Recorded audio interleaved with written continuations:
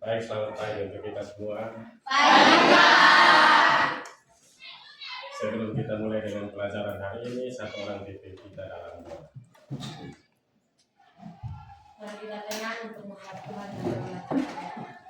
Tuhan, kami akan mulai dengan pelajaran matematika, terkumpul ada tengah dengan berdoa ada sendiri kami dan beliau. Amin. Sekarang selesai kehadiran, apakah semua hadir? Tidak. Ada berapa yang sedang hadir? Ada? 5. Ada? 5. Itu alasan tidak hadir kenapa? Allah. Salah yang sakit. Tidak. Di dalam kelas sini semua mau untuk terima pelajaran? Mau. Oke, baik. Untuk hari ini kita secara khusus ambil mata pelajaran tentang informatika. Itu dia mengenai berpikir komputasi atau komputasi tinggi. Jadi kita berpikir tentang komputasi. Nah, sekarang yang ada di gambar ini, yang ada di gambar di slide ini, itu apa yang ada lihat? Apa? Otak. Berarti prinsip kerjanya fisika komputasi, prinsip kerjanya komputasi adalah kita memakai otak kita untuk berpikir seperti komputer. Jadi ada dua versi. Versi yang pertama sistem kerjanya komputer. Sistem yang kedua itu adalah kita berpikir seperti komputer. Nah, sekarang kita lanjut. Nah, mengenal computational thinking dan hubungannya dengan kurikulum. Nah, computational thinking atau berpikir komputasi itu adalah sebuah kerangka pemecahan masalah yang fundamental yang ternyata memiliki hubungan yang sangat erat dengan apa yang selama ini kita belajar di kelas. Jadi yang namanya berpikir komputasi itu kita sudah diajarkan di kelas. Jadi semua itu sudah kita lewati. Kalau sudah lewati, kemudian pelajaran ini dia akan membedah apa itu komputasi, berpikir komputasi dan menunjukkan bagaimana pilar-pilar yang sudah tertanam di dalam kurikulum kita. Berpikir komputasional itu adalah proses berpikir yang digunakan untuk merumuskan masalah dan solusinya dalam bentuk yang dapat dieksekusi secara efektif oleh agen proses informasi, baik itu melalui komputer atau melalui otak manusia. Jadi di sini Pak akan mengajarkan kepada Anda itu bagaimana cara kau itu berpikir menyelesaikan masalah. Bukan masalah-masalah yang ada di sekolah, baik masalah di dalam kehidupan atau sehari-hari, masalah dalam belajar, masalah dalam menyelesaikan soal-soal mata pelajaran yang ada.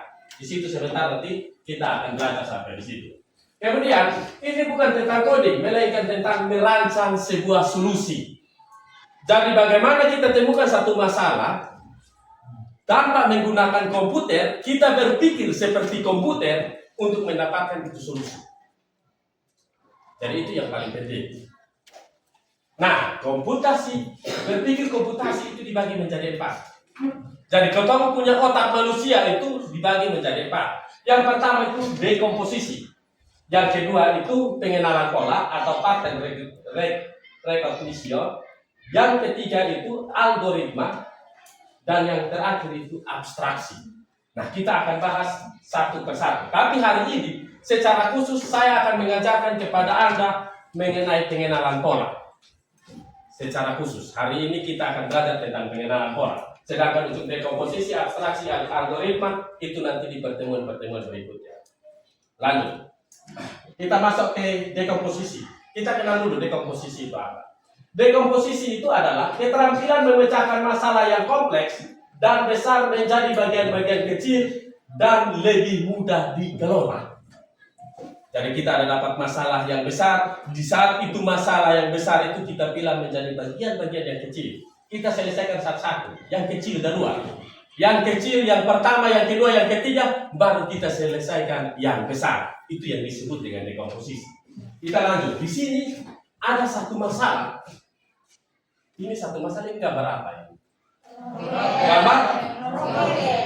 Di dalam dunia matematika, Roket itu terdiri dari berapa bagian bangun dua? Dua, apa dan apa? Tabung dan kerucut. Jadi yang pertama kita lihat di sini kan. Sorry, di sini. Yang dari sini ke sini bernama apa? Kerucut. Yang ini? Tabung. Jadi ada 3 proses penyelesaian dalam menyelesaikan perhitungan ini roket. Yang pertama kita cari luas. Dia bilang di sini, masalahnya adalah begini. Kita cari luas volume daripada sebuah roket. Yang pertama, Botong cari duluan luas apa duluan? Luas apa duluan, ada yang tahu? Kalau di saat itu kita memilah ini masalah, sesuai dengan dekomposisi, kita pilih menjadi 3 bagian. Bagian yang pertama, kita memilih duluan bagian mana? Bagian ujung atau bagian ekor? Bagian ujung. Duluan apa yang kita hitung? Luas apa di situ? Luas kerucut. Tapi bukan luas keseluruhan kerucut, tapi luas selimut kerucut. Nah, di sini kita ambil selimut kerucut daripada ini. Yang kedua, kita ambil lagi tabung. Itu pun sama. Kita menghitung luas selimut tabung. Yang terakhir, di bagian paling bawah itu ada yang namanya, dia bentuk seperti apa ini? Jadi yang terakhir kita hitung adalah luas daripada alas tabung yang ada. Jadi di situ kita kerjanya satu-satu. Sudah bisa katong kerja satu kali? Tidak. Itu tidak akan bisa mendapatkan satu solusi. Kita lanjut. Nah, inilah contoh dalam bentuk matematika. Siswa diminta menghitung luas permukaan. Itu tadi Anda sudah jelaskan. Hitung yang pertama adalah luas selimut daripada kerucut. Yang kedua, luas selimut daripada tabung. Dan yang terakhir adalah luas daripada alas tabung. Dan di situ kita akan mendapatkan solusi. Yang kedua, kita masuk ke pengenalan pola. Nah, pengenalan pola itu diistilahkan dengan kemampuan untuk mencari kesamaan, tren, atau keteraturan dari antara masalah. Mengenali pola membantu kita membuat prediksi dan jalan pintas. Jadi kita contoh, rumahnya saya itu di kantor Desa Polo. Rumah saya di kantor Desa Polo. Pertanyaannya saya, untuk tiba di sekolah sini, jalan mana yang harus potong pilih supaya lebih cepat sampai? Apakah jalan dari kantor desa menuju Madonna baru masuk ke sekolah, atau jalan langsung lurus dari pangkalan ojek turun kali naik dan masuk sekolah? Mana yang lebih cepat? Pangkalan ojek. Jika kita berjalan kaki. Jadi kalau kita jalan kaki sudah terlambat, potong harus bagaimana cara untuk kita berpikir untuk mendapatkan solusi yang paling cepat. Nah, kemudian pola ini adalah hal-hal yang berulang atau mirip dengan suatu masalah atau data. Kalau kamu sudah biasa mengenali pola, kamu bisa menggunakan pengalaman sebelumnya untuk menyelesaikan masalah baru. Contoh dalam kehidupan potong sehari-hari, proses buat kue. Jadi contoh sehari-hari ini khusus untuk jangan bilang perempuan buat kue, laki-laki juga bisa buat kue. Nah, di sini dia bilang saat kamu sering membuat resep kue, kamu mulai tahu pola dasar seperti mencampur bahan basah, bahan kering, dan memanggang. Kemudian kamu coba resep baru, kamu mulai dari nol, tapi pakai pola yang kamu tahu. Dalam hal ini kita coba dulu. Di saat kita buat kue, misalnya kita buat kue pisang, bahan yang disiapkan itu apa? Pisang, terigu, air, garam, minyak, apa lagi? Wali atau tacu biasa kita di sini bilang, apa lagi? Sutel, kompor, dan sebagainya. Untuk menjadi satu buah kue, kita hanya butuh adonannya saja. alias terigu, air, pisang, dan garam. Nah, ada yang dia membuat kue dia tidak pakai garam. Apa yang dihasilkan jika membuat kue tidak pakai garam? Tidak ada rasa. Kalau dia pakai gula, ada rasa manis. Tapi dia tambah manis toh. Jadi kalau kebanyakan membuat kue pisang tidak pakai garam, tidak tambahkan garam, berarti terigu yang dihasilkan setelah hasil goreng itu tidak gurih. Jadi dia tidak gurih.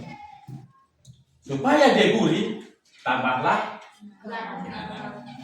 Kita lanjut. Contoh yang berikut. Dalam proses pembelajaran, siswa membuat beberapa program sederhana seperti kalkulator menghitung luas. Jadi kalkulator ini sudah ada.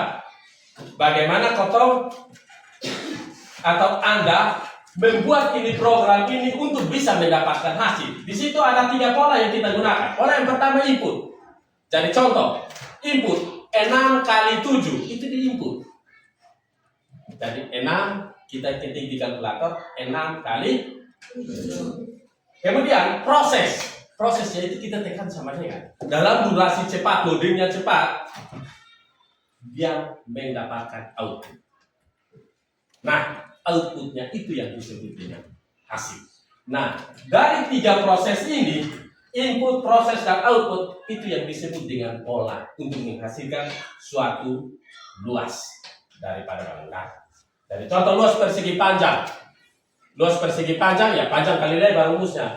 Tapi yang kita cakar di kalkulator itu contoh 6 kali 8, bukan panjang kali lebar. Oke, lanjut. Contoh dalam matematika. Nah, contoh dalam matematika. Kita lihat pola barisan bilangan 3, 7, 11, dan 15. 3, 7, 11, 15. Ada koma titik-titik paling terakhir. Nah, kita harus pertama mengenal dulu pola. 3 ke 7, dia semakin meningkat atau semakin menurun? Meningkat berarti dilawannya dengan apa? Tambah atau kurang? Dia semakin bertambah atau semakin berkurang? Semakin bertambah. Dia tambah berapa supaya dapat 7? Tambah. Kemudian dari 7 ke 11 meningkat. Dia tambah berapa? Terus 11 ke 15 tambah 4. Berarti yang titik-titik berarti 15 tambah berapa? Tambah.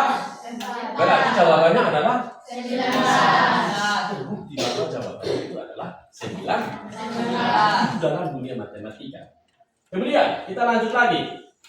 Nah, contoh yang bagian pertama. Ini kita boleh latihan. Yang pertama tadi itu paham. Paham? Nah, sekarang yang pertama. Untuk kotak C, D, dengan E, dengan A, kita mesti angka berapa? Ada yang tahu angka tangan? Angkat tangan baru jawab. Monika? 6, 10, dan 12.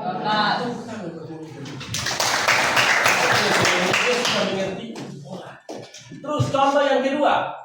Sebuah mobil dia ingin berangkat ke pantai menggunakan pola kecepatan yang seperti gambar. Ada yang tahu? Silakan. 5, 25, 30. 5, 25, 30. Ada yang jawaban lain? Berarti dia belum paham betul tentang pola. 5, 10, 15, 20, 25, 30. 5, 10, 15, 25, dan 30. Tepuk tangan buat dia. Kemudian pola yang ketiga, ada yang tahu?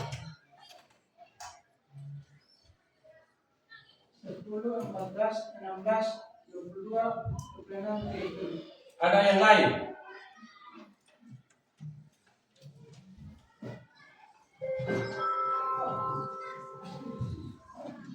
Ini saya tulis sesuai dengan kita bapak. 6, 10, 12. Ini 10, 25, 30. Yang ini 10, 14, dan seterusnya. 10, 10, 18, 18, berapa? 22, 26. 26 dan 30. artinya setiap ini ditambahkan dengan angka sesuaikan dengan pola yang sama. Sekarang bagian bawah pola mengecil. Ingat ini pola membesar. Berarti kita pola pertama dan kedua kita Bertambah. kemudian pola mengecil berarti kita Berkurang. ada yang tahu untuk pola berikut?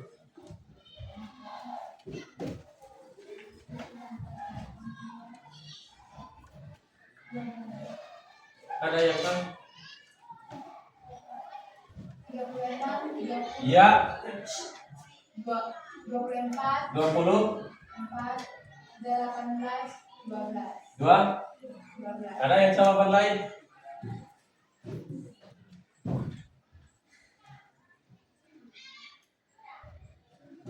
Pertanyaannya saya, antara 36 dengan 30.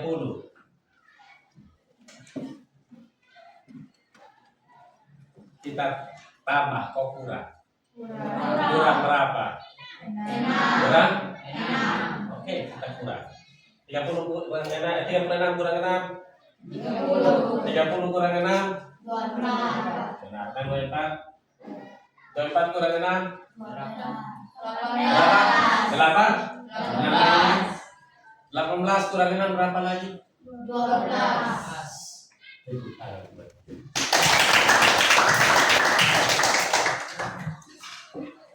Sekarang yang terakhir, saya tidak mau untuk yang orang yang sama yang jawab. 88, 55, 30. 3. Berarti pola yang kita pakai untuk bagian ini dengan ini kita kurangi berapa kali? Kurangi. Tepuk tangan buat kita. Berarti untuk kasus matematika, saya yakin dan percaya bahwa untuk pengenalan pola yang ini pasti Anda bisa menjawab karena ini materi kelas 8. Lanjut. Nah, di sini Jack itu adalah si berang-berang menggulirkan sebuah dadu sepanjang jalan tanpa ada pergeseran. Untuk memindahkan dadu dari satu petak ke petak berikutnya, Jack harus memutar dadu sepanjang pinggir yang ada di perbatasan antara dua petak. Dia melakukan 7 kali sampai dadu mencapai petak berisi bulatan putih di sebelah kanan, seperti tampak pada gambar. Seperti tampak pada gambar. Sekarang saya menjelaskan kepada Anda dadu. Dadu kalau bagian 6, ingat setiap dadu antara atas dan bawah, samping kiri dan samping kanan, muka dan belakang itu dia berjumlah sama. Yaitu jumlahnya berapa? Salah. Jumlahnya? 2. Salah. Antara 6 dengan bagian bawah itu angka berapa di bawah? 1. Berarti dua jumlahnya dapat berapa? 7. Jadi dalam sebuah dadu antara muka dan belakang, atas dan bawah, kiri dan kanan itu berjumlah sama, yaitu berjumlah 7. Berarti di sini dia hanya tampilkan 3 buah mata dadu. Ada mata dadu 3, ada mata dadu 5, dan ada mata dadu 6. Sekarang pertanyaannya, berapakah angka di bagian bawah yang menutup sampai dengan warna hijau ini? Ada yang tahu? 6. Angka?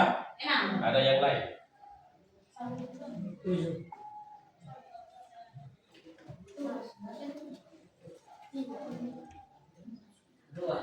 Sekarang saya kasih contoh di kotak yang pertama. Kotak yang pertama, bagian bawah itu menunjukkan angka bagian bawah. Ini angka 1. Betul toh? Ya. Bagian bawah dari angka 1 ini dia diganti dengan angka berapa? 5. Salah. 2. Sekarang lihat di sini. Ini saya mau banding ini tadi. Bandingnya ini depan. Saya mau gulirkan dia, jadi gulirnya ke depan. Kalau di sini 5, angka di sini berapa? 2. Berarti yang bagian bawah ini 2. Paham? Saya ulang. Saya tulis 2. Kalau bagian sini 5 kita menggorong dia ke depan, berarti angka yang tertutup di sebelah di depan 5, di belakang 5 ini adalah angka yang 5. Lawannya adalah 2. makanya angka 2. Setelah 2, kita gulir lagi angka berapa? Angka 6. Nah, terus angka 6 habis. Angka di sini 6, di sini 5. Angka 6 habis 5. Sekarang dia balik di sini. Kalau angka 5 yang di bagian bawah, ini tadi. Saya gambarkan.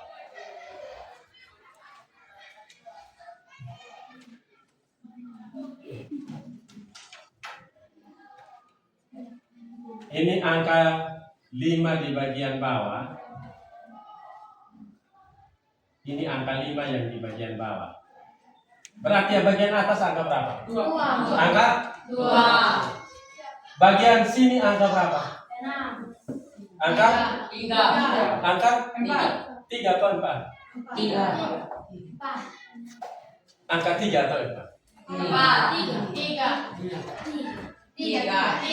Sekarang saya tulis ini angka 2. Ya toh? Berarti ini dia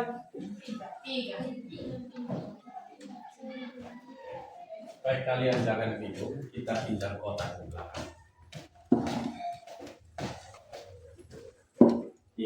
Ini kotak. Sama seperti tadi. Dia berbentuk kotak. Sekarang di atas ini 5. Sorry, di atas ini 6. Kita mulai dari yang pertama. Ini 6, berarti di bawah sini 1. Di samping sini 5, berarti di depan 2. berapa? 2. Di sini 3, berarti di bagian belakang. Lihat baik-baik. Saya mulai gulir yang pertama. Ingat baik, 2, 5, 6, 1, 3, 4. Kita gulir. Yang tutup ini angka berapa? 2. Berarti di sini berapa? 5. Di sini berapa? 6. Di sini berapa? 1. Di sini masih tetap 3. Sudah. Sudah. Kita gulir lagi. Gulir yang kedua. Angka berapa yang di bagian bawah tadi? 6. Berarti di atas 1. di sini 5. di sini 5. 5 di sini 2. kita gulir lagi. Kita susah sampai 5 yang ini toh. Berarti yang di sini angka berapa? 2. Yang di sini, yang ini 1. Yang di sini, yang di sini, yang di sini. Kita gulir. Yang di sini berapa? 3. Yang di sini. Ini yang saya gulingkan di sini. Berapa? 3. Karena ini yang mau tutup. Ini yang mau ditutup. Karena ini sampai sini yang mau tutup 3. Berarti 3. Kemudian setelah 3 habis, kita banting dia lurus.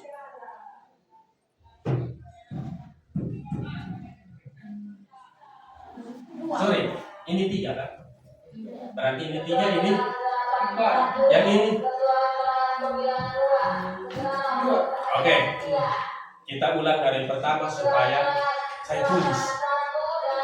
Di sini angka 6, di sini angka 1, di sini angka 3, di sini angka 4, di sini angka 5, di sini angka 2. kita mulai dari 6. Perhatikan baik-baik. Kita tutup ini angka berapa? 2. Kemudian maju lagi 1 kali. Terus maju lagi 1 kali. 5. Terus maju lagi. 3. Saya geser ke sini. Itu 3 toh? Ya. 2. 2.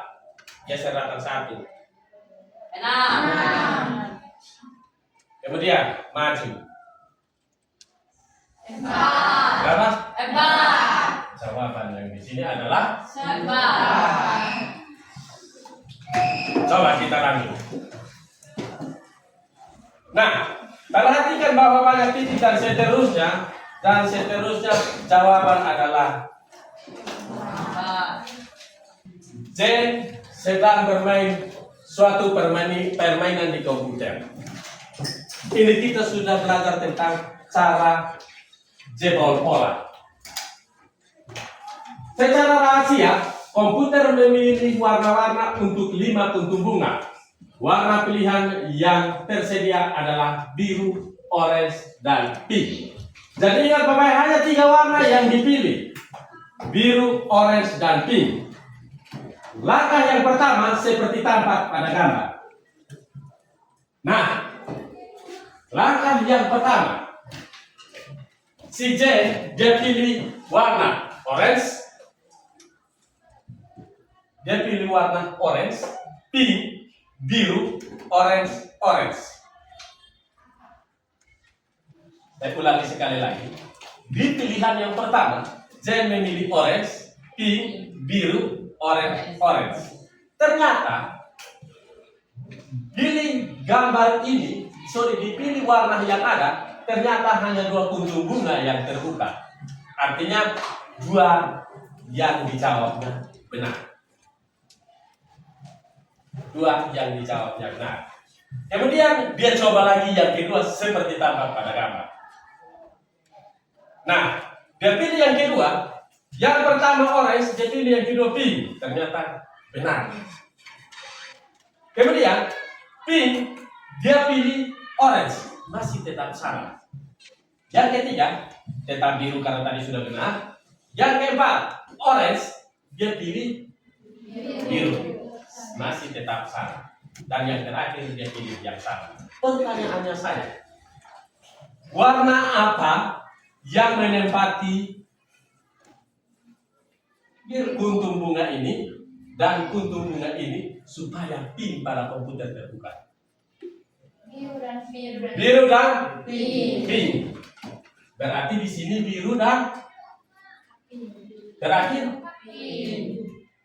berarti pola untuk membuka kode rahasia adalah pink, biru, pink, dan orange. Kita lihat dulu jawaban.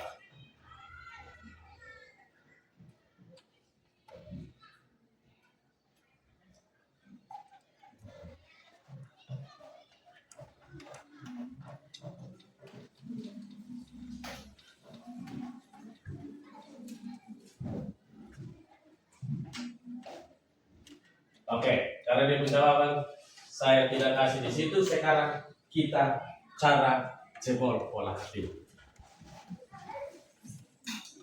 Ingat Bapak, saya ingatkan satu kali lagi. Pola di dalam HP, ingat tidak dianjurkan untuk menggunakan 4 angka. Kenapa tidak dianjurkan untuk menggunakan 4 angka?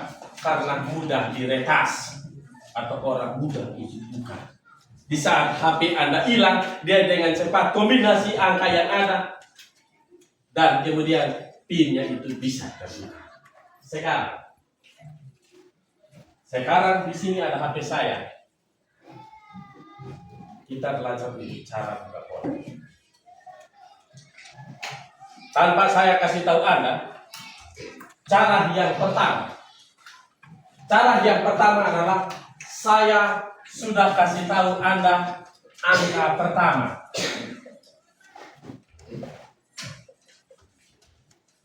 Ingat, tidak boleh sama. Saya butuh 3 orang. Pasti saya butuh 6 orang. Pasti pola HP saya terbuka sebelum orang ke-6. Di sini saya pasang angka 8.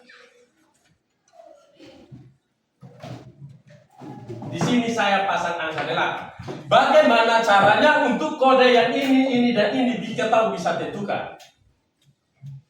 Yang pertama, jangan pakai angka 8 di sini.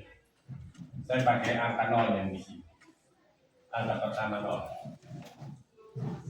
Kalau 8 pasti Anda sudah tahu. Itu cepat. Di sini angka 0. Pertama yang kita buat, kita ketik yang sama. 1, 7 dan 8. Coba katakan buka pola 0, 1, 7 dan 8 bisa tidak?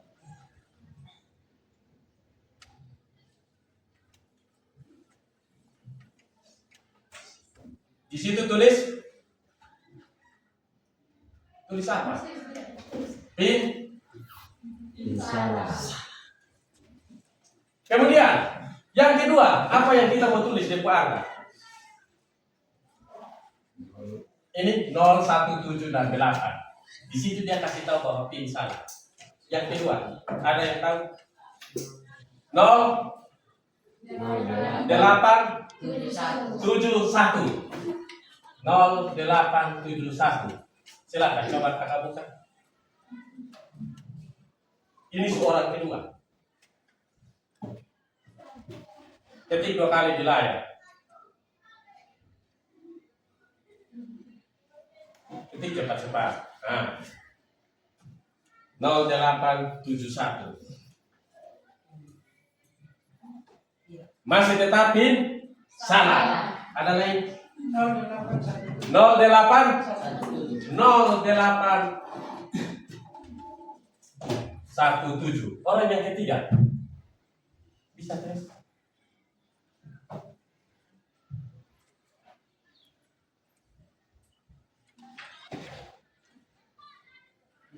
Betul.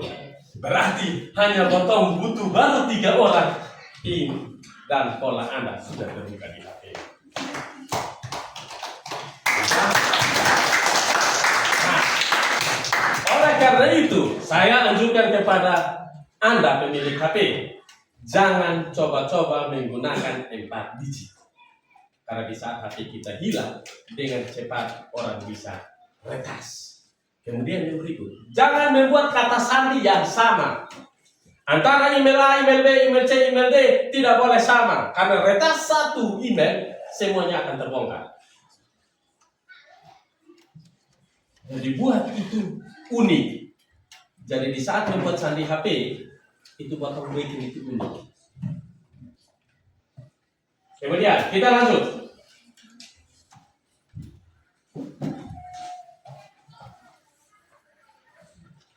Nah, di sini ada satu permainan. Ini cara menentukan pola yang baik dan benar. Aturan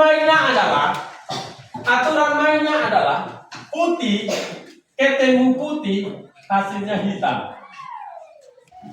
Kemudian hitam ketemu putih hasilnya putih. Begitupun sebaliknya, putih ketemu hitam hasilnya putih. Kemudian hitam ketemu hitam hasilnya hitam. Sekarang kita mulai. Antara ini kotak hasil. Dua gambar yang ini ada di soal CPNS. Di saat kita tes soal CPNS menggunakan pola yang ada di sini, secara otomatis potong bisa menjawab soal yang ada di ujian CPNS. Kita mulai. Di sini kotak pertama warna apa?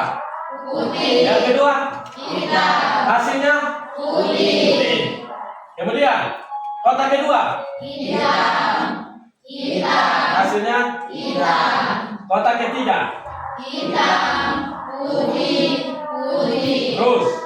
Putih. Hitam. Putih. Putih. Putih. Hitam. Hitam. Hitam. Hitam. Putih. Hitam. Putih. Hitam. Hitam. Hitam. Hitam. Putih. Putih. Nah, kalau ini Anda sudah tahu, coba kerja di bagian bawah, gambar yang berikut. Nah, kalau ada gambar yang begini, sekarang saya gambar ini kotak ular di sini.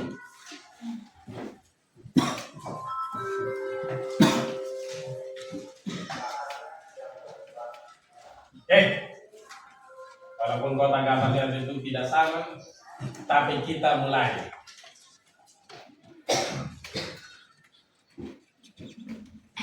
Kotak pertama, tak usah cakap. Kotak pertama, warna apa? Putih. Putih. Saya lepas. Kotak kedua. Hitam. Kotak kedua. Hitam. Hitam. Saya kasih hitam. Kotak ketiga. Putih. Kotak keempat. Putih. Kotak kelima. Putih. Kotak keenam. Hitam. Kotak keenam. Hitam. Kotak ketujuh. Hitam. Kotak kedelapan. Putih. Kotak ke-9. Hitam. Coba kita buktikan. Apakah jawaban yang Anda untuk menjawab pola yang ada di papan seperti tampak pada gambar yang saya gambar atau tidak? Betul? Betul. Lanjut. Lanjut. Nah, sekarang kita masuk ke abstrak. Yang tadi itu secara khusus kita belajar tentang pola. Bagaimana Kotong dapat memecahkan satu masalah dengan proses berulang. Dalam hal ini, tadi kita bikin kue. Jadi tadi Anda buat kue. Anda buat pertama dia tidak gurih. Supaya Anda membuat dia jadi gurih, Anda ulangi pola yang pertama, kemudian ditambahkan lagi satu bahan, dan dari bahan itu bisa menghasilkan gurih. Nah, disitulah solusi yang terbaik. Jadi ingat baik-baik, pesan daripada saya adalah begini. Di saat Anda belajar, contoh, di saat Anda belajar untuk menghafal kali dalam dunia matematika, hafal kali, Anda bisanya kali 7 yang Anda kurang mampu hafal, Anda akan melakukan pola berulang. 1 kali 7 sampai dengan 9, 10 kali 7. Kebanyakan Anda lupanya itu di 8 kali 7. Saat Anda lupa 8 kali 7, Anda ingat 7 kali 7. Jadi ulang kembali dari 7 kali 7 berapa? 8 kali 7 berapa? 56. Kalau lupa, tinggal 49 ditambah 7 supaya dapat 50. Nah, sekarang kita masuk ke abstraksi. Abstraksi ini adalah proses menyaring dan berfokus pada informasi yang penting sambil mengabaikan detail yang tidak relevan untuk menyederhanakan masalah. Contoh, kita piknik. Saya dari sini mau pikniknya ke Kolbano. Tiba-tiba ada kasus di Benak kecelakaan. Di situ saya pulang pasti cerita kasih teman saya cerita kecelakaan. Kasus yang dimana yang sangat kentara. Jadi saya cerita, kecelakaan di Benak kemarin, Tuhan hampir mati. Hampir. Tapi Anda tidak ceritakan secara detail proses persiapan di rumah, malamnya bikin apa, untuk besok harus siap mau jalan, mau bungkus apa, mau siap nasi, siap pakaian apa segala macam, sampai di Kolbano dan kemudian pulang kembali. Anda tidak mungkin cerita secara detail. Itu yang disebut dengan abstraksi. Kalau di dalam dunia pelajaran,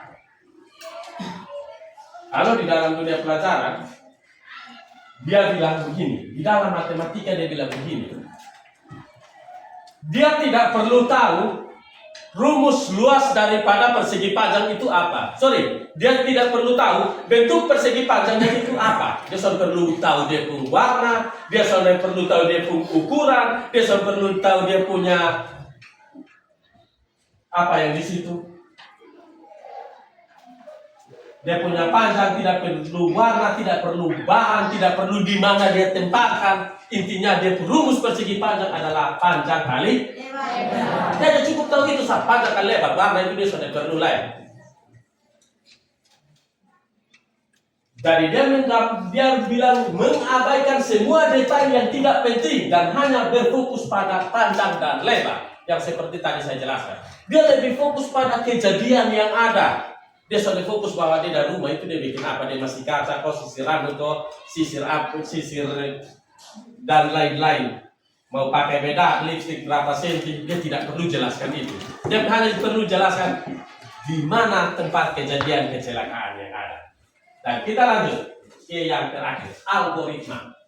Algoritma ini adalah keterampilan merancang solusi, langkah demi langkah atau seperangkat aturan yang jelas untuk diikuti guna memecahkan masalah. Jadi di saat keseharian kita temukan misalnya kasus, kita temukan masalah. Aduh, saya ini hari ini tugas terlalu banyak. Kemudian di lingkungan juga kasih saya tugas bagaimana untuk susun ini acara. Di sekolah suka kasih tugas mata pelajaran, di rumah kasih lagi tugas untuk susun acara. Jadi kotong harus kerjanya pelan-pelan. Kita dahulukan yang lebih penting. Jadi kita dahulukan itu yang paling penting. Paling penting yang mana? Itu yang kita jalankan duluan. Itu yang disebut dengan algoritma. Sedangkan algoritma dalam dunia pendidikan, algoritma dalam dunia pendidikan itu di dalam matematika dia bilang begini. Metode pembagian bersusun atau porotapik adalah sebuah algoritma klasis. Ada serangkaian langkah yang jelas dan berulang. Bisa dibagi, bisa digali, bisa dikurang, atau diturunkan dari angka berikutnya. Yang jika diikuti dengan benar akan selalu menghasilkan jawaban yang tepat untuk soal pembagian apapun. Jadi di dalam dunia pelajaran jangan kita berfokuskan hanya pada rumus yang ada. Jika ada jalan yang lebih cepat tetapi hasilnya sama, nah itu yang kita pakai. Makanya kebanyakan saya jelaskan itu kepada Anda, saya jarang sekali itu berpatokan dan berfokus pada setiap step by step. Jadi di saat kita jalankan step by step, langkah demi langkah untuk mendapatkan solusi, jika kita sudah mendapatkan solusi, kita coba berpikir untuk bagaimana mencari solusi dengan jalan yang lain. Jadi baik, mungkin dari saya itu menyangkut dengan coding saat ini, hari ini tentang berpikir komputasi. Ada pertanyaan? Menyangkut dengan mata pelajaran hari ini? Pas? Jadi baik, dari mata pelajaran hari ini yang kita dapat simpulkan adalah dalam berpikir komputasi, kita jangan hanya berpikir tentang komputer. Tetapi gotong olah pola pikir kita masing-masing untuk bagaimana kita dapat memecahkan satu masalah. Jadi ingat baik-baik, jangan masalah yang hari ini, jadi masalah yang hari ini, jangan berpikir bahwa saya harus siksa diri, saya harus bikin ini. Tidak perlu. Kita duduk tenang, diam-diam, bagaimana potong mengatasi masalah. Kita duduk tenang, diam-diam, potong berpikir bagaimana kita mendapatkan solusi. Jadi kita uji coba. Oh, yang kita begini, dia hasilnya ini, konsekuensinya apa?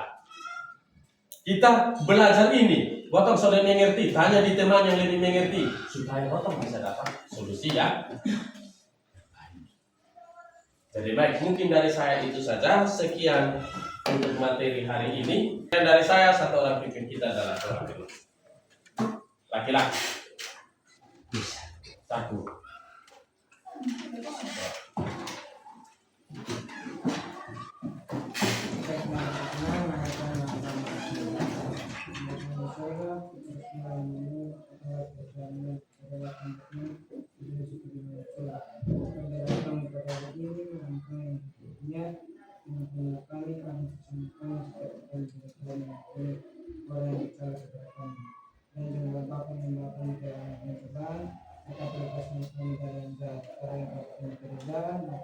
Kita